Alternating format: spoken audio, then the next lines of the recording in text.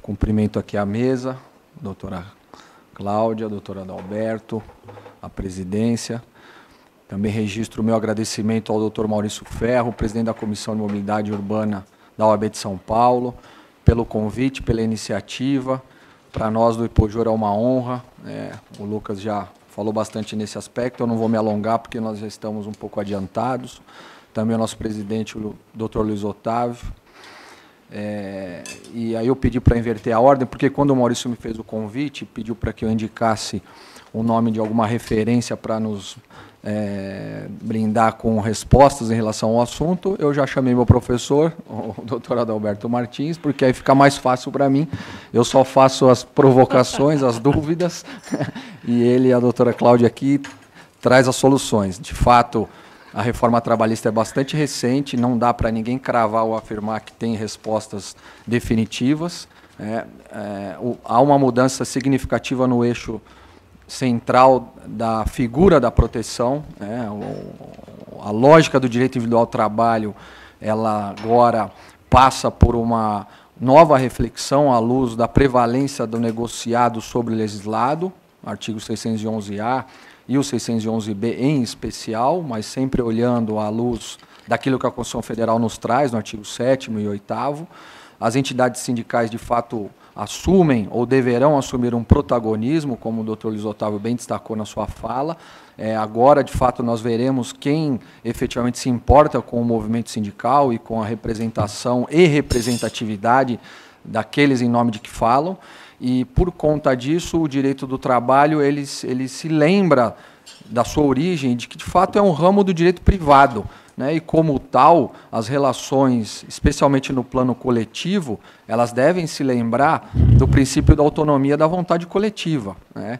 E a CLT nisso, a CLT reformada, a Lei 13.467, traz uma modificação no artigo 8º, inclusive prevendo o princípio da interferência mínima do Poder Judiciário com relação às negociações coletivas. O Poder Judiciário, em tese, em regra, em princípio, como o professor Lucas sempre utiliza a expressão, ele deve tão somente se ater às questões formais da negociação coletiva, né? Se de fato aqueles requisitos foram respeitados, como um negócio jurídico que é.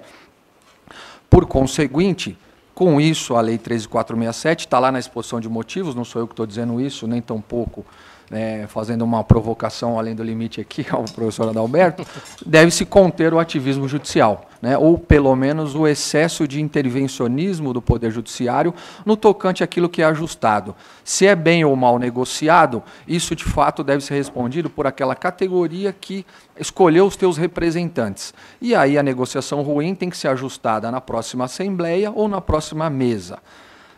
Trazendo toda essa reflexão aqui para o nosso tema, né, que trata fundamentalmente do teletrabalho, eu quero primeiro lembrar o professor Magano, já dizia lá, próximo à Constituição de 88, que o direito do trabalho, na sua ótica, é disponível. Não temos como falar em direitos indisponíveis, porque se a própria Constituição autoriza a negociação e redução do salário e da jornada, que são os conteúdos centrais do contrato de trabalho, por que outros direitos atinentes a essa relação não seriam encarados dessa mesma maneira, né? Quem pode o mais, pode o menos. E também, utilizando de outro, e aí para mim o Papa do Direito do Trabalho, o professor Amaury Mascaro, sempre nos deu a lição de que a negociação coletiva é o melhor caminho para a construção social do direito, para a evolução e para o alcance das melhores condições. Muito mais efetivo, muito mais eficaz do que o intervencionismo judicial, que é externado ou materializado pela lei, né? A lei é um retrato social estanque de uma paisagem que se modifica com uma velocidade impressionante. E na era da tecnologia, que nós vivemos já há certo tempo, essas modificações elas acontecem com uma velocidade impressionante. Então o direito ele não consegue atingir e alcançar tão pouco aquilo que nós temos de inovação. Se discutiu no Porto esse ano o Labor 2030, quais as atividades que desaparecerão nos próximos 10, 15 anos, outras que surgirão e também desaparecerão, né? O futuro do trabalho em relação à interferência da tecnologia. E o teletrabalho, de fato, é uma realidade já discutida há bastante tempo e que hoje se torna, pela positivação, um mecanismo muito auxiliar à gestão. No nosso escritório, nós temos 220 colaboradores, mais da metade dos advogados ativa-se nessa figura, prefere ativar-se nessa figura, porque nós temos na Justiça do Trabalho, curiosamente também, porque a ideia de centralização era para contrapor o modelo anterior, né, fracionado em diversos prédios. Agora nós temos Barra Funda, Zona Sul e Zona Leste. Então eu tenho advogados estrategicamente contratados que ficam próximos ao Fórum da Zona Sul e outros da Zona Leste, porque são distantes da região central onde está nosso escritório. E isso dificulta a chegada, inclusive, no horário da audiência. Então o teletrabalho, para nós, é uma ferramenta importante. E para as empresas, no geral, muito mais. Agora, claro, a positivação, de novo, como é um retrato de um fato social, ela não consegue amplitude para esclarecer todas as nossas dúvidas. Então, passando aqui algumas considerações ou anotações que eu fiz, uma primeira hipótese, e aí em relação a direito processual, local da prestação de serviço, qual será o foro competente para discutir uma reclamatória proposta por um teletrabalhador? Aplicação da lei em relação ao teletrabalho transnacional, né, que é bastante comum em outros países, e, sem dúvida, nós também utilizaremos essa realidade. Qual a aplicação do direito? O direito nacional, a norma mais benéfica?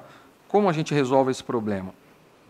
O artigo 75B, ele fala preponderantemente, né? O trabalhador que ativa-se preponderantemente. O que eu considero com isso? 4 dias em teletrabalho, 1 dia na empresa, a discussão que nós travamos lá no passado do que é diarista, do que é empregada doméstica, serve de paradigma, né? Qual que é o caminho que nós adotaremos aqui? A responsabilidade do empregador por acidentes acontecidos no teletrabalho. E aí tanto faz se na residência, no local que ele escolhe para ativar-se. O teletrabalho, me parece que ele combina muito mais com atividade intelectual. O Volney sempre diz isso nas suas apresentações. O trabalho à distância é outra coisa, né? O home office, eu tenho insistido para não confundir. O trabalho à distância tem regramento próprio lá no artigo 6º. O trabalho é controlado.